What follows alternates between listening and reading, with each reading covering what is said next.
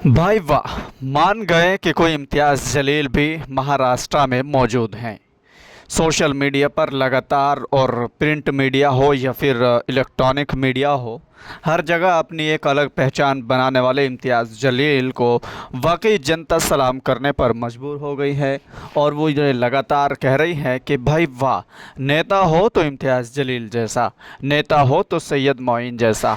इन तमाम लोगों की वाहवाही का ठिकाना नहीं रहा, क्योंकि जिस तरीके से आज के समय में कोई दो शब्द बोलने के लिए तैयार नहीं है, ऐसे में इम्तियाज़ जलील और सैयद मोइन और इनके साथ वारिस पठान और इन जैसे तमाम लीडरान किस तरीके से एक आवाज़ पर हज़ारों गाड़ियों, लाखों सरों का समंदर लेकर मुंबई चलने की ठानी और ऐलान किया कि मुंबई जाएंगे, और ठान ली और निकल पड़े।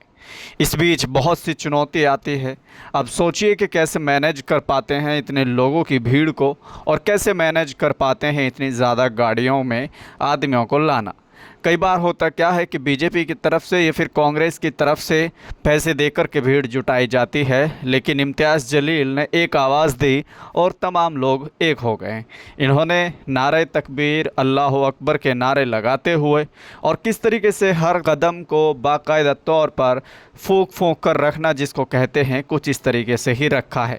न ही कोई घटना हुई है, न ही किसी के ऊपर कोई किसी भी तरह का अटैक या किसी भी तरह की कोई लड़ाई दंगा कुछ नहीं हुआ। वजह क्या थी कि मुसलमान थे। इनकी जगह अगर कोई और भीड़ होती तो बहुत कुछ होने का अंदेशा था, जैसे कि कई बार पिछले दिनों भी देखने को मिला है। लेकिन इम्तियाज़ जलील ने वाकई लोगों के दिलों में वो जगह बना ली है जो लोग इम्तियाज़ जलील को हरा कर ये समझ रहे थे कि हम लोग बहुत बड़े धुरंधर बन चुके हैं, बहुत बड़े पहलवान बन चुके हैं। उन लोगों के मुंह पर इम्तियाज़ जलील ने ज़ोरदार तमाचा मार दिया है। वो किसी ने कहा है कि अपने मेयार से नीचे तो मैं आने से रहा, शेर भूखा ही सही घास तो खाने से रहा। कुछ इसी तरीके से इम्तियाज़ जलील के साथ भी हुआ।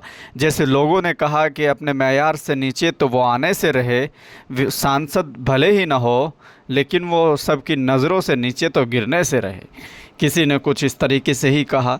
लगातार इम्तियाज़ जलील और सैयद मोइन और महाराष्ट्र के बाइखाला से पूर्व विधायक वारिस पठान, इन तमाम लोगों ने कैसे तमाम मुसलमानों को जोड़ा और दुश्मन दीन को ये दिखाने की कोशिश की कि जब तक हम खामोश रहते हैं तो रहते हैं, लेकिन जब सड़कों पे निकलते हैं तो हम कुछ इस तरीके से अपनी एकता का सबूत देते हैं, हम इत्तेहाद का मुजाहरा करते हैं।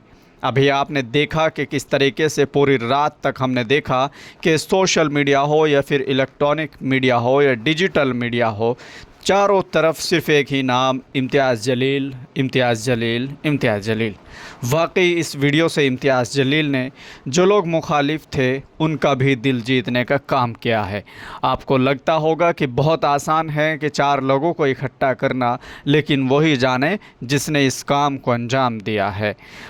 कितना मुश्किल होता है जब किसी चार आदमी को मैनेज करके लेके चलते हैं, चार आदमी को लेकर रोड से निकलते हैं, तो बड़ी बड़ी चुनौतियां सामने होती है। बहरहाल सैयद मोइन का ये वीडियो आप देख रहे हैं, जिसमें सैयद मोइन गाड़ी पर खड़े हुए हैं और इन जैसे तमाम लीडरान मुंबई पहुंचे और इन्होंने चैन की सांस ली। कहना और कमिटमेंट करना और उसको पूरा करना, पहले तो कमिटमेंट करना बड़ी बात है और फिर उसको पूरा करना उससे भी बड़ी बात है। खैर, वीडियो ने सोशल मीडिया के अलावा अलग अलग प्लेटफॉर्म्स पर भी तहलका मचाया हुआ है।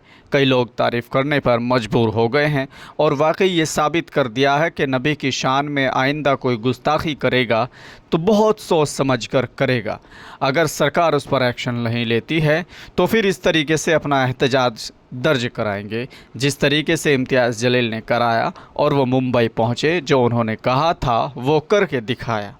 इसीलिए सब लोग इनकी इस एकता को देखते हुए, इनकी इस मोहब्बत को देखते हुए और पुरसुकून तरीके से एहतजाज करते हुए रोडों पर निकलकर भी किसी की प्रॉपर्टी को नुकसान नहीं पहुंचाया, किसी को ज़रा भी हानि नहीं पहुंचाई।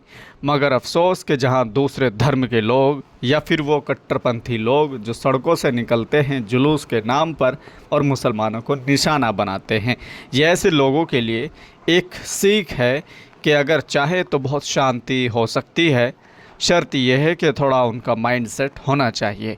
फिलहाल इस वीडियो को लेकर आप क्या सोचते हैं, कमेंट बॉक्स में अपनी राय ज़रूर दें और इस वीडियो को ज़्यादा से ज़्यादा शेयर ज़रूर करें।